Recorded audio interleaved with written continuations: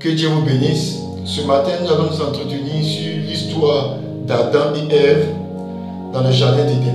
Notre thème de ce jour, c'est pourquoi est-ce que Ève a écouté la voix du serpent. Et pour cela, nous allons lire Genèse 3. Et pour cela, nous lisons.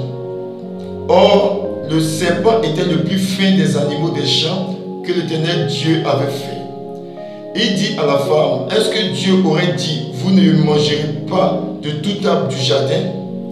La femme répondit au serpent, nous mangeons du fruit des arbres du jardin, mais du fruit de l'arbre qui est au milieu du jardin, Dieu dit, vous n'en mangerez pas, et vous n'y toucherez pas, de peur que vous ne mouriez.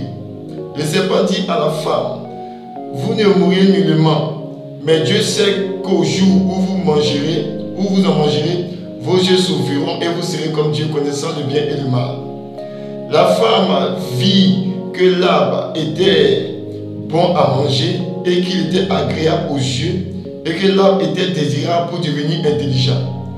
Elle prit de son fruit et en mangea. Elle en donna aussi à son mari qui était avec elle et il en mangea.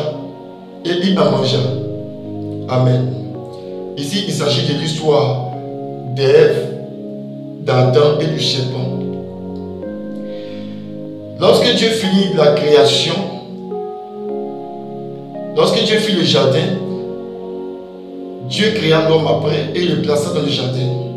Et lorsque Dieu parla à l'homme, Dieu a créé le jardin pour que plutôt l'homme puisse l'entretenir, puisse le cultiver. C'est pour ça que Dieu a créé le jardin et plaça l'homme dans le jardin. L'homme n'a pas été créé dans le jardin, mais l'homme fut créé sur le mont Sion.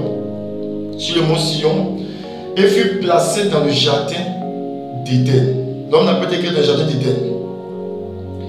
Il faut dire que lorsque Dieu crée le jardin, Dieu mit l'homme et Ève afin qu'ensemble ils puissent cultiver. Le jardin était certainement grand, donc Dieu permit que l'homme ait une aide afin de l'aider dans sa tâche. C'est vraiment que le jardin était vraiment grand, qu'il fallait vraiment une aide. Donc Dieu fit la femme pour aider l'homme dans sa tâche quotidienne. Donc c'est dans cette tâche quotidienne-là que certainement que pendant qu'ils étaient en train de travailler dans le champ, elle s'éloigna certainement juste un peu de son époux afin de travailler peut-être sur une autre parcelle.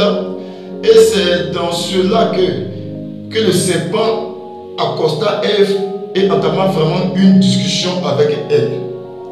Et cette discussion porta sur l'interdiction que Dieu avait donnée sur un certain arbre qu'il ne fallait pas manger le fruit.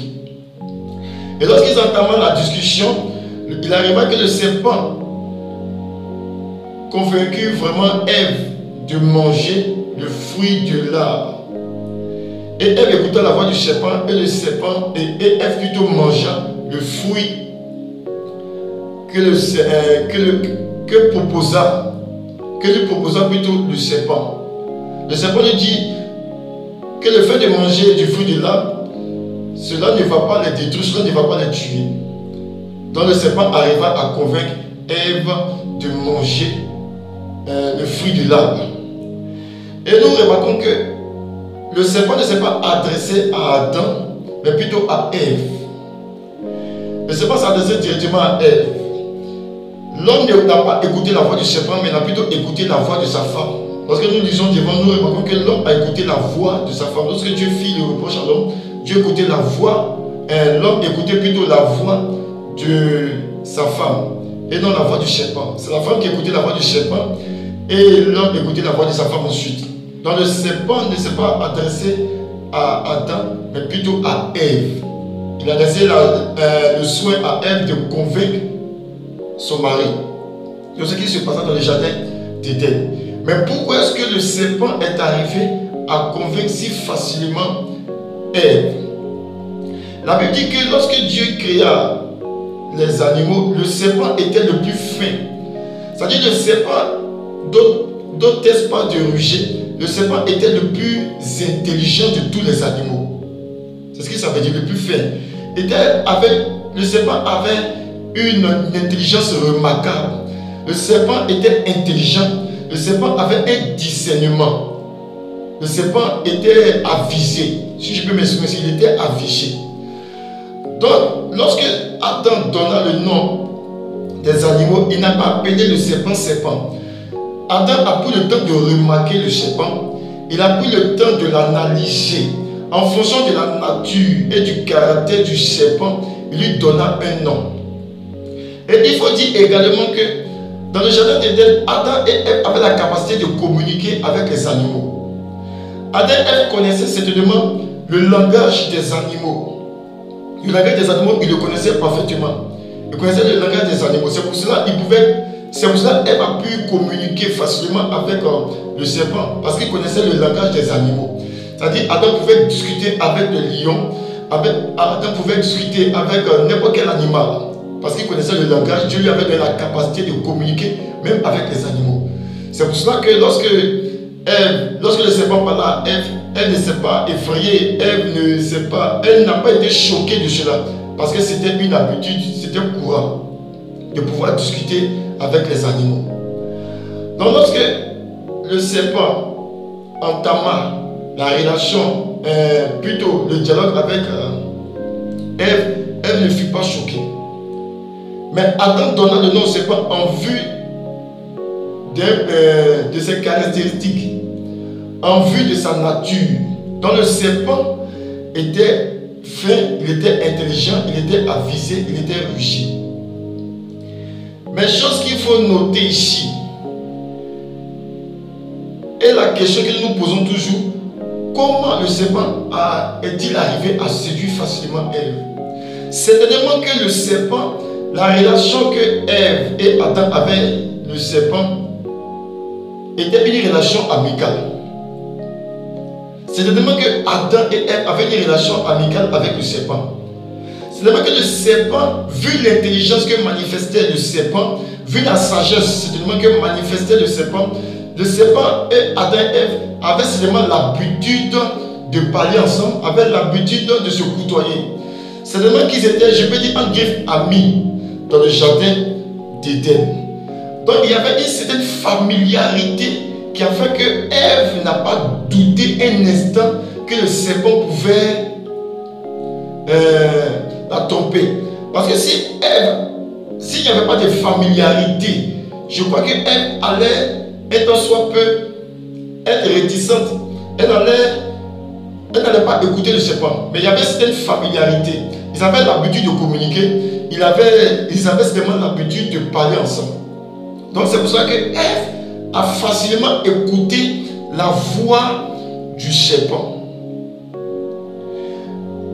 Mais nous remarquons ici, nous nous posons aussi une autre question. Pourquoi est-ce que le serpent a séduit Ève en la trompant ici?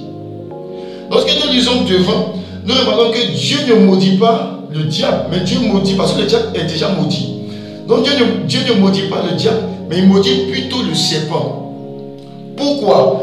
Parce que le serpent a dû accepter que le diable entre en lui afin de faire un mauvais travail.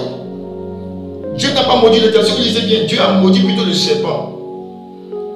Parce que le serpent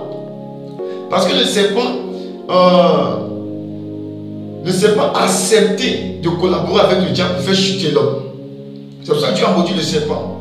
Mais lorsque nous remarquons comment le diable pouvait utiliser un autre animal, le diable pouvait utiliser un autre animal comme le lion, la souris et autres. Mais le diable n'a pas utilisé un autre animal. Pourquoi? Parce que le diable a pris le temps de regarder. Il a pris le temps d'observer la relation qu'Adam et Ève avaient avec les animaux. Il a pris le temps de remarquer, de voir un peu qui était le plus proche d'Adam et Ève. Satan a remarqué cela. Il a vu que le serpent était le plus proche collaborateur, je peux m'exprimer ici, le plus proche collaborateur d'Adam et Ève. C'est moi qu'il a vu que le serpent avait une familiarité, était familier, avait une familiarité, avait une relation d'amis avec Adam et Ève. C'est pour ça que le serpent, c'est pour ça plutôt le diable est passé facilement par le serpent. Le diable a convaincu le serpent à lui emprunter son corps, à lui emprunter vraiment son corps afin qu'il puisse utiliser, afin de pouvoir parler à la dame, plus aisément, afin que la dame ne puisse pas discerner, afin que la dame afin qu'elle plutôt ne puisse pas discerner et qu'elle puisse accepter de parler avec le serpent. Elle fut séduite par le serpent parce qu'il y avait une familiarité. Donc Ève n'a pas discerné que derrière le serpent il y avait un esprit qui n'était pas l'esprit de Dieu mais qui était l'esprit du diable. Elle n'a pas discerné cela parce qu'elle n'avait jamais vu le diable, elle n'avait jamais entendu parler du diable, elle n'avait jamais entendu parler d'un certain Lucifer. Donc comment pouvait-elle savoir quel autre esprit était dans le serpent? Donc elle a écouté la voix du serpent, pensant que c'est le même serpent qu'ils avaient l'habitude de causer ensemble, pensant que c'était le même gars avec qui ils causaient tous les jours dans le jardin.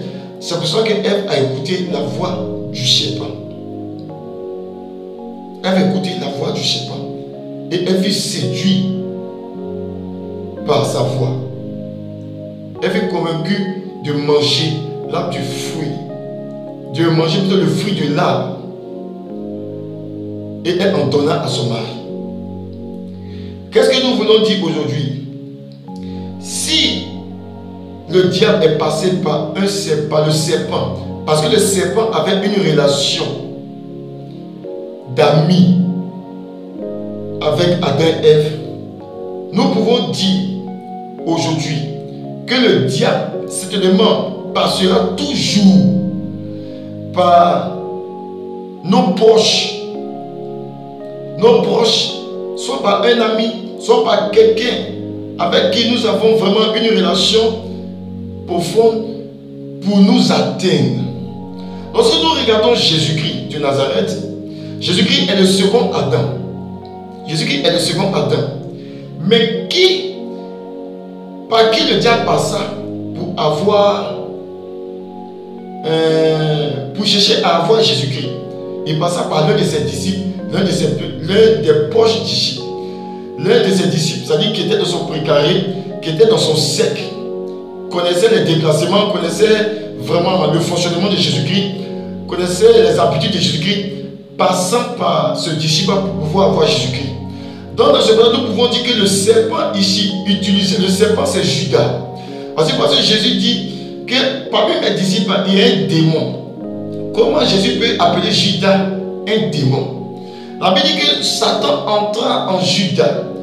Le fait que Satan soit entré en Judas, Jésus-Christ a considéré tout de suite que Judas était un démon. Donc Jésus-Christ a parlé d'avance. Lorsque Satan entra, lorsque Satan inspira plutôt Pierre, Jésus-Christ n'a pas dit arrête de mon Pierre, mais il dit arrête de mon Satan. Pourtant c'est à Pierre qu'il parlait. Donc Jésus a considéré la possession de Judas comme un démon. Comme un démon. Donc Judas était considéré, si on veut prendre le contexte, Jésus est le second Adam. Le serpent, c'est Judas. Parce que la Bible dit que le serpent entra, et plutôt, le Satan entra en Judas. Donc le serpent, ici nous pouvons le représenter comme Judas. Le diable entra en Judas afin d'avoir Jésus-Christ. Et aujourd'hui, c'est ce qui se passe. Mais qui est la nouvelle Ève? La nouvelle Ève, c'est l'église du Seigneur. La nouvelle Ève, c'est l'église du Seigneur. Si on veut actualiser à notre temps, la nouvelle Ève, c'est l'église du Seigneur et Jésus-Christ est le second Adam. La nouvelle église est la seconde Ève. Mais lorsque nous remarquons aujourd'hui, effectivement, le serpent est toujours d'actualité. Qui sont les serpents de nos jours? Les serpents de nos jours, ce sont les chrétiens non affermis. Ce sont des chrétiens légers, par qui le diable passe afin d'atteindre Ève, afin de dialoguer avec Ève, afin de corrompre Ève, afin d'amener Ève, la nouvelle Ève, à manger du fruit de l'arbre défendu. Et quel est le fruit de l'arbre défendu en notre temps? C'est le péché, c'est le monde, les habitudes de ce monde et les plaisirs de ce monde. Donc la nouvelle Ève que nous sommes, qui est l'église du Seigneur, présentement, dialogue tous les jours avec le serpent. Parce que le serpent, ce sont, comme je l'ai dit tantôt, ce sont les nouveaux, ce sont les chrétiens non affermis, les chrétiens charnels et même les agents même du diable qui décident de prêter leur corps au diable afin de faire tomber la nouvelle Ève. Et leur objectif, en voulant faire tomber la nouvelle Ève, c'est de faire accepter au Seigneur que le nouveau Adam une autre nature, c'est-à-dire une autre nature de chrétien dans ces temps de la fin. Donc le but du diable, le but du diable, c'est d'utiliser, et c'est ce qu'il fait aujourd'hui, il utilise un certain nombre de chrétiens qui ont un cœur disposé, qui ont la volonté, c'est-à-dire qui ont un cœur disposé au mal, afin de les utiliser, afin d'atteindre la véritable église du Seigneur, c'est-à-dire la nouvelle Ève. Et le diable n'a pas changé de stratégie. Ce qu'il a fait dans le jardin d'Éden, il le fait encore aujourd'hui. Il a toujours des serpents. Parce que le diable, passé par un païen, il sera difficile pour lui d'atteindre un enfant de Dieu. Il peut faire passer par quelqu'un qui est familiarisé dans l'église. Quelqu'un qui est proche du pasteur.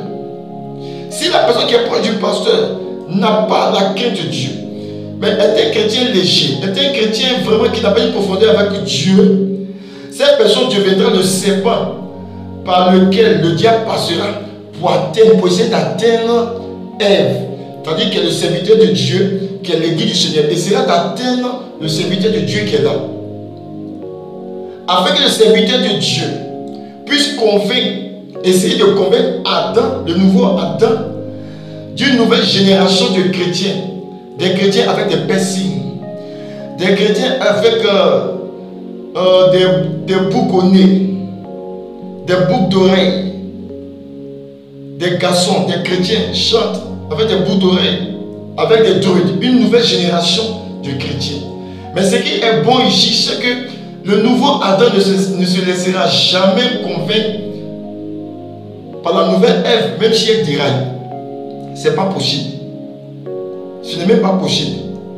Elle va réussir à séduire Adam. Elle a réussi à convaincre Adam. Cela ne peut se faire avec Jésus-Christ. Parce que Jésus-Christ est incorruptible. Jésus-Christ n'est pas corruptible. Ce n'est pas possible de corrompre Jésus-Christ. C'est pour cela qu'il est important pour nous, dans cette fin de temps, de faire beaucoup attention. Parce qu'il y a toujours des serpents que le diable essaiera d'utiliser. Il sera d'utiliser afin d'atteindre la véritable église. C'est à nous de veiller afin de ne pas devenir des serpents que le diable va utiliser afin d'atteindre la nouvelle Ève. C'est très important de veiller. Parce que s'il n'y avait pas cette familiarité entre le serpent et Ève et Adam, le serpent n'allait jamais arriver à séduire Ève, n'allait jamais pouvoir le faire. Le diable a pris le temps d'observer. Comme aujourd'hui, le diable observe dans l'église. Il observe dans nos relations. Quels sont ceux qui sont les plus proches? Il prend le temps de les peser en même temps. Pour voir est-ce que ces personnes n'ont pas sa nature en eux. Il prend le temps de regarder. Est-ce que ces personnes n'ont pas sa nature? Et lorsqu'il découvre que ces personnes ont un élément qu'il a en eux, il vient et il souffle une pensée. Il souffle une pensée, vraiment quelque chose qui va les amener à attaquer et à combattre la nouvelle Ève afin de la faire chuter, afin de la mener dans la disgrâce. Et c'est ce que le diable fait aujourd'hui. Il a essayé avec le nouveau Adam, cela n'a pas marché. Aujourd'hui, il s'attaque plus à la nouvelle Ève, afin que la nouvelle Ève puisse se corrompre, afin que la nouvelle Ève puisse s'éloigner d'Adam. Parce qu'il sait que le nouveau Adam ne peut pas être corrompu. C'est impossible.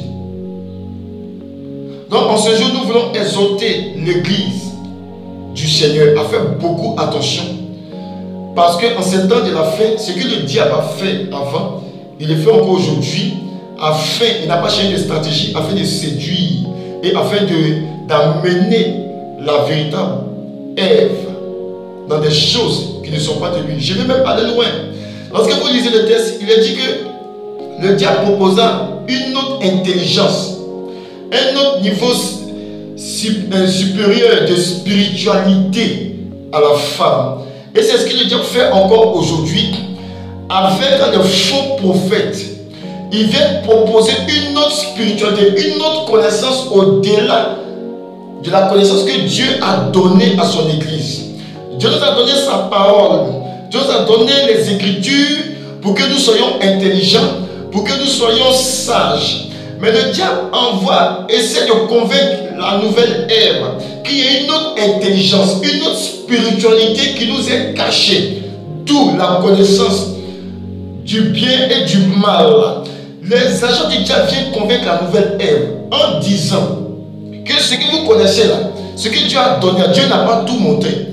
Il faudrait que vous cherchiez à aller en profondeur de la connaissance, à une profondeur de la spiritualité pour pouvoir savoir certaines choses.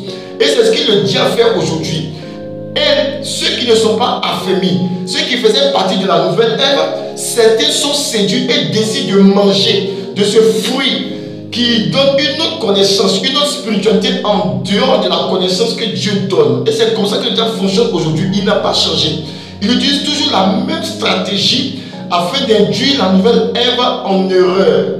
Le fait de dire à un chrétien que sa Bible ne suffit pas, que ce qu'il lit là ne suffit pas, qu'il faut une autre spiritualité, c'est d'amener ce chrétien-là à toucher à l'interdit. À l'interdit. La Bible dit que tu n'es pas cherché à connaître les profondeurs de Satan, mais ces gens-là amènent les chrétiens de la fin à chercher à connaître les profondeurs de Satan, et même à pouvoir dialoguer avec les anges sans même la permission de Dieu, à pouvoir prendre l'initiative de pouvoir communiquer avec un ange. Lorsque nous lisons la Bible, c'est Dieu qui envoie les anges afin que les anges viennent communiquer avec l'homme par la permission du Seigneur. Mais aujourd'hui, la nouvelle spiritualité dit non, que tu n'as pas besoin de la permission de Dieu, toi-même tu peux prendre l'initiative d'appeler ton ange afin que ton ange vienne dialoguer avec toi. C'est la nouvelle spiritualité. C'est le fruit défendu du jardin d'Éden. Que le diable a pris encore des fruits et est en train de propager encore aujourd'hui, essayant d'amener la nouvelle Ève dans l'idolâtrie, dans l'occultisme. C'est ce que le serpent ancien a fait avec Ève. Il lui a donné une autre connaissance. Il lui a donné une connaissance qui ne n'émanait pas de Dieu. Il lui a donné une autre connaissance qui ne venait pas de Dieu. Et c'est la même stratégie qu'il emploie encore aujourd'hui. Nous devons faire très attention. Nous devons faire très attention. Parce que cette nouvelle spiritualité détruit l'Église. Cette nouvelle spiritualité amène l'Église loin de Dieu. Donc il faut que nous fassions vraiment attention à ce nouveau évangile, à ce nouveau évangile qui est propagé en vue d'amener la nouvelle Ève en disgrâce. Faisons attention. Faisons attention. Nous avons fini. C'était l'exhortation que le Seigneur a mis sur notre cœur pour nous exhorter vraiment à faire beaucoup attention parce que nous sommes à la fin des temps. Le diable travaille. Le diable travaille, il cherche des corps. Il cherche des corps, les canaux qu'il va utiliser afin d'atteindre la nouvelle Ève. Ne soyons pas ces canaux-là. Ne soyons pas le canal par lequel le diable passera pour atteindre nos pasteurs, nos femmes, les consacrés, les points. Ne soyons pas le canal par lequel le diable passera. Il est passé par le serpent fut maudit. À cause du fait qu'il a prêté, à cause du fait qu'il a prêté son corps au diable, il fut maudit. Judas fut maudit parce qu'il a prêté son corps au diable. Il a laissé le diable entrer en lui afin d'atteindre Jésus-Christ. Ce qui veut dire, Jésus même dit, le scandale peut venir, mais malheur par qui le scandale vient. En d'autres termes, ça veut dire malheur à celui qui laissera le diable passer par lui afin de créer un scandale. Faisons attention. Ne soyons pas des serpents. Ne soyons pas des serpents. Faisons très attention. Nous allons prier. Père, nous te prions au nom de Jésus, te disons merci pour ta parole. Aide-nous, s'il te plaît, à ne pas écouter la voix du diable, à ne pas être des serpents favorisant la chute de nos frères et sœurs. Aide-nous, Seigneur notre Dieu, à demeurer ferme en toi, à ne pas nous laisser séduire par le diable. S'il te plaît, agis dans nos vies. Que tous les chrétiens, Père, qui ne sont pas encore enracinés, mais qui sont faibles, nous prions afin que tu les affermisses en toi, afin qu'ils ne deviennent pas des cadeaux par lesquels le diable partira pour atteindre tes serviteurs. S'il te plaît, agis au nom de Christ Jésus. Amen.